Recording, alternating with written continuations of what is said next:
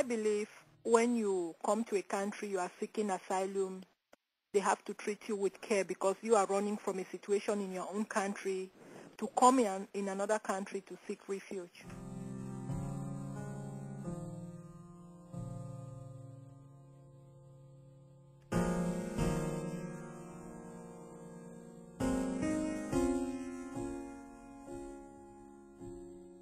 But the way I was treated from the airport when immigration took me, I didn't really find it comfortable.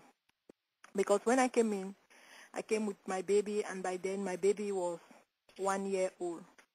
And from what I went through in my country, I thought when the plane landed here, I thought at least I was in heaven. But it was really the opposite. When I came in, the first officer who was about to interview me at the airport, she didn't even ask about the situation, though I told her I've been traveling with the baby for 19 hours. She didn't even care about the baby. She was just insisting that I have to go back to my country, until she went and brought 2 other officers who came and they were pressing on me that I have to go back to my country. So what happened then? What did you tell them when they told you that you had to go back to your country? So she insisted. I said, do you want me to go and die in my country? She said, yes, you better go and die in your country. So when I asked her, I know America is a country that have high respect for human rights. If you are saying that I should go and die in my country, okay, let me go and die in my country. That's when she said, okay, if that be the case, you go to jail.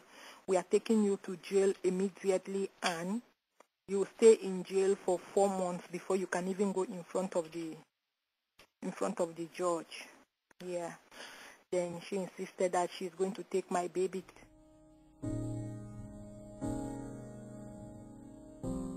How old was your baby at the time? My baby was 1 year. And you were still nursing, is that correct? Yeah. Did the government take your baby, or was she able to go? No, the government didn't take my baby. Since my husband was coming from Wisconsin to pick us from the airport, so I told the officers that nothing can separate baby. That nothing can separate me from my baby except death or my husband. They can give my husband to the baby.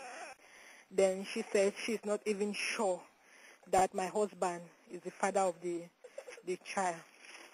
So when they called my husband, let me say by then it was about 11 p.m. in the evening, my husband had to drive back to Wisconsin to take the baby's birth certificate to prove that he is the father of the child. So he came back at the airport by 2 a.m. in the morning, and that's when they took me to the waiting jail. What happened? Because you were nursing at the time, did you get sick, or did your baby get sick? Yeah, my baby has been sick on and off, and when I came in there, I was on blood pressure medication. So I stayed there for more than 24 days before they started giving my medication. The day they even called the nurse to see me was, I nearly passed out. Yeah. So when I was feeling dizzy. So one of the girls called one of the officers, and then the officer called for the nurse. That's when they came and took my blood pressure. My blood pressure was so high, about 198/160. That's when they started giving me blood pressure medication, though I had told the officer right at the airport that I was taking blood pressure medication. And I had my medication with me, but they didn't want me to take anything along with me.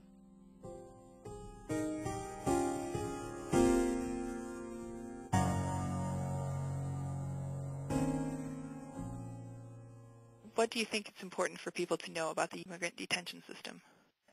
I believe even with the at least a bit of history that I did in school, when they talk about people seeking asylum, I never learned that they can take somebody to a maximum security jail when you are seeking asylum as if you committed a crime.